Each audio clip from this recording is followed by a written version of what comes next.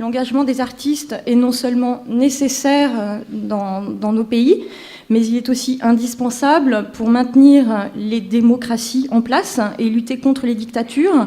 De Desproges à Guillon, de Hugo à Sartre, de Charlie Chaplin à Pierre Carl, ils sont nombreux dans l'histoire à avoir dénoncé par l'humour, le verbe ou l'image les travers et les absurdités de la société. À quoi cela peut-il servir? Quel rôle les artistes peuvent-ils jouer aujourd'hui dans les différents courants évolutifs de notre société? Alors pour commencer, je vais donner la parole à Jean-Michel Ribes pour la première question. Pourrait-on imaginer une société sans artistes? Oui, on l'a imaginé, quelques-uns ont tenté de l'imaginer. Par exemple, Staline a tenté d'imaginer une société sans artistes qui s'appelle le Goulag. Hitler a essayé avec les camps. Ça a un peu déraillé parce que, comme le dit Simone Weil dans son très beau livre, il y a quand même quelques personnes dans les camps qui se sont mis à chanter ou qui se sont mis à faire même des comédies musicales. Je crois que ceux qui veulent tenter d'instituer une société sans artistes ont du boulot. Parce que, comme vous l'avez un petit peu dit, il est évident que l'artiste, et je ne parle pas là de grands ou de petits artistes, je pense de l'artiste. L'artiste est une fonction naturellement libertaire. C'est-à-dire que je crois que tout acte artistique est une espèce de faille dans l'oppression. C'est-à-dire que c'est comme s'il y avait quelque chose qui résistait, qui était incompressible au formatage, incompressible au totalitarisme. Il y a quelque chose qui résiste dans l'homme, et en général, ceux qui passent les premiers, ça s'appelle les artistes. J'aime assez la phrase d'Aragon qui dit « Nous sommes là pour creuser des galeries vers le ciel ». Et quand il y a galerie, c'est qu'il y a enfermement, et le ciel étant évidemment l'endroit où on respire et où on retrouve peut-être quelque chose qui peut s'appeler la liberté. L'artiste, c'est quelqu'un qui, tout d'un coup, est chez lui et fait un dessin. Et ce dessin va peut-être être, comme ça l'a été au XIXe siècle avec Louis-Philippe, une caricature qui va tuer un gouvernement. Souvenez-vous de ce dessin en forme de poire où il y avait Louis-Philippe. La réaction a été aussi bête que oui, parce que c'est ça, ça fait sortir la bêtise aussi, les artistes. Ça fait, la contre-réaction fait sortir la bêtise. Et c'est très drôle parce que ce dessin, qui n'est pas ni une barricade, ni une bombe mise sous un carrosse, ce dessin a fait vraiment trembler Louis-Philippe. Ça a été quelque chose qui s'est passé sous le manteau, qui a été immédiatement interdit. Et j'aime beaucoup la réaction politique, c'est qu'ils ont dit, à partir de maintenant, aucun caricaturiste n'a le droit de dessiner des fruits. Donc, voilà. Donc, on voit bien que... On voit bien surtout que c'est l'artiste, c'est une liberté qui est comme, je dirais presque de l'huile. C'est-à-dire qu'on ne peut pas l'arrêter. Il n'y a aucune barrière, aucune fortification, qu'elle soit idéologique ou qu'elle soit carcélaire, ne peut emprisonner l'artiste qui a, pour moi, en effet, l'axe principal, le symbole, le ferment de l'humain, c'est-à-dire de la liberté. Ceci dit, quand vous parliez tout à l'heure des artistes, moi je me pose toujours la question, quels sont les artistes? Qui sont les artistes? Et que font-ils? Alors, quel est leur rôle? Ça, on devrait plus ou moins tous le savoir. Je pense que dans cette salle, si vous êtes là, c'est que vous avez quand même une petite idée derrière la tête. Mais quel est le véhicule des artistes? Qu'est-ce qu'ils font? Et qu'est-ce qu'ils devraient faire? Et qu'est-ce qu'ils ne devraient pas faire aussi? Alors, ce n'est pas à moi de répondre aujourd'hui à tout ça.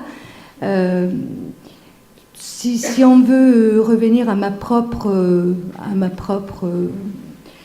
propre témoignage, enfin, ce que je fais, ce que j'ai remarqué, c'est qu'en tant qu'écrivain, j'ai quand même bien cassé les pieds de 2 ou 3 personnes en Italie, puisqu'on ne veut pas lire mon livre, on ne veut pas que ça se lise non plus. Donc je m'imagine, ou j'imagine, ou je voudrais bien imaginer que c'est ce rôle-là qui est le bon, c'est celui de casser les pieds. La première chose pour un artiste, c'est essayer de dire, de montrer le réel. Et le réel, c'est ce qui ne va pas.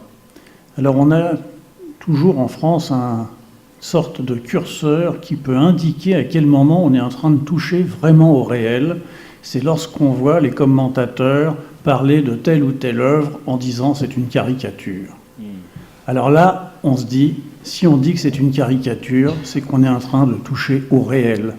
Parce que, comme caricature, il suffit de lire le décryptage des dialogues de Madame Bettencourt avec son homme de loi, de lire les dialogues autour du procès Clearstream, de lire.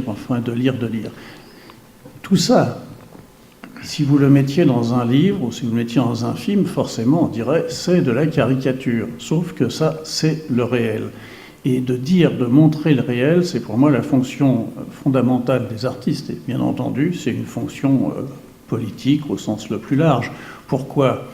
Et particulièrement aujourd'hui, en France, dans la situation qui est la nôtre, sur le plan économique, social, politique, eh bien je crois que la véritable parole d'opposition doit être et ne peut être portée que par des artistes. Pourquoi ? Parce que les politiques sont soit complaisants, soit muets, soit complices.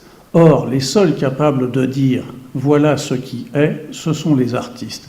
Je pense que nous sommes un peu dans la même situation qu'étaient les artistes anglais à l'époque de Margaret Thatcher. La vraie parole d'opposition, celle qui vraiment a soutenu l'ensemble des luttes, qui les a structurées, qui leur a donné une force et une profondeur et aussi une endurance, eh bien c'était la parole des artistes. Parce que les travaillistes qui auraient dû être dans l'opposition, encore une fois, étaient soit totalement tétanisés, soit complices comme Tony Blair. Donc, qui disait vrai ? Eh bien, c'était Harold Pinter, c'était Alan Sillitoe, c'était John Berger, c'était des cinéastes, c'était des écrivains, c'était des dramaturges, c'était des peintres. Eh bien, cette opposition naturelle, elle est évidemment le rôle même de l'artiste. Et c'est pour ça que, quand vous parliez tout à l'heure d'une société sans artistes, bien sûr, ça ne peut pas exister. C'est un fantasme, ce que rappelait Jean-Michel. Dans tous les systèmes les plus oppressifs qui soient, il y a toujours eu un homme pour écrire, pour dessiner ou simplement pour parler.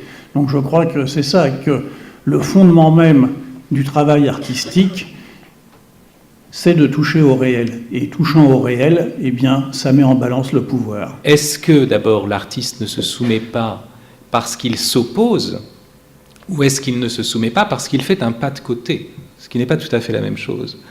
Parce que si vous dites c'est parce qu'il s'oppose, en réalité, vous en faites... d'abord, il faudrait réfléchir pourquoi l'opposition serait par définition, plutôt que la position ou l'affirmation, serait par définition meilleure. Ça, c'est une position uniquement négative, l'opposition. Donc, est-ce que l'artiste n'affirme rien ? Est-ce qu'il est que dans la négation ? Et puis, ce type d'exaltation de l'artiste comme étant l'opposant aboutit à sa subordination au monde politique, finalement.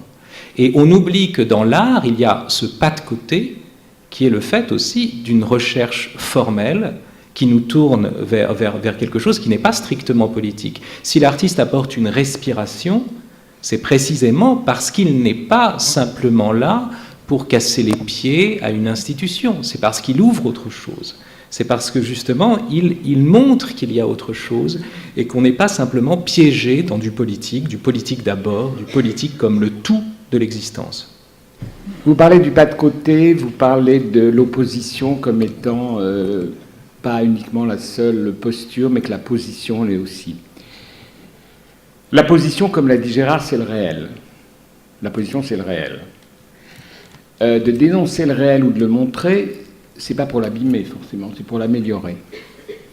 Je pense qu'un artiste qui reste, comme vous le disiez, prisonnier du politique, c'est le bouffon du roi, c'est-à-dire c'est celui qui tire un petit peu, mais la chaîne le retient quand ça va trop loin. Ça, je ne pense pas que c'est un artiste. J'ai essayé de faire 2 petites encyclopédies qui s'appellent Le Rire de Résistance, que Fabrice Bousteau, avec le Théâtre du Rond-Point, a eu la gentillesse d'éditer. Et on a bien fait, évidemment, une session entre le rire de Résistance et le rire collabo. Je veux dire que les ricaneurs qui nous parlent pendant des heures ou dans les radios et les télévisions, la femme de chambre a fait tomber le fer à repasser sur le pied, le teckel s'est brûlé et tout ça, ça fait rire beaucoup. On pourrait dire qu'il dépasse le réel, sauf que ce n'est rien. Sauf que ce n'a pas une qualité créatrice. La qualité créatrice, par le sens même, par l'étymologie du mot créateur, c'est quelqu'un qui déplace le réel pour en proposer autre chose, que ce soit Galerie vers le ciel ou que ce soit je ne sais quel objet qui arriverait tout d'un coup inattendu. Donc je crois que ce n'est pas une question de position ou d'opposition, c'est une question de transformation du réel. Le réel étant la posture que vous pouvez appeler positive et qui évidemment ne l'est pas, parce que si le réel était positif et qu'on n'avait pas bougé, on ferait ce débat actuellement dans des cavernes avec des ours et des aurochs. Donc ça a bougé un peu. Et je pense que les gens qui ont dessiné justement sur les cavernes, ils ne sont pas pour rien. Ils ont transformé le réel en le représentant. Et c'est toute cette question-là de l'artiste qui n'est pas forcément quelqu'un qui politiquement s'oppose, mais qui de fait, le réel étant conditionné par le pouvoir, puisque le pouvoir détient le réel et le nomme, forcément l'artiste qui veut bouger le réel est dans une position d'opposition. Je veux dire que ce soit Rimbaud, que ce soit Allais, que ce soit, on peut tous les citer, que ce soit Fassbinder, que ce soit Gérard dans ses films, etc., on est tous dans une position pour faire bouger le monde.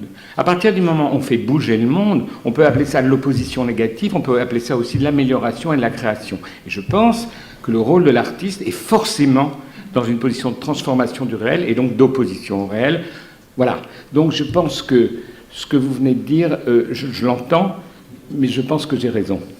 Ma position, c'est que l'artiste, en fait, crée un chemin de pensée, crée une manière d'être, une autre manière, une alternative de penser par rapport à la société. Cette pensée en permanence qu'on voudrait être, on le voit bien dans le débat politique aujourd'hui, on a l'impression qu'on n'a plus de champ de pensée possible. Eh bien non, l'art offre des possibles en permanence. L'art permet que, face à un caillou, soudainement ce caillou devienne le plus beau moment de votre vie. Ça permet de regarder notre quotidien en permanence différemment. Ça permet d'agir en permanence différemment. Donc bien sûr, il y a des artistes qui sont dans un principe d'opposition au pouvoir.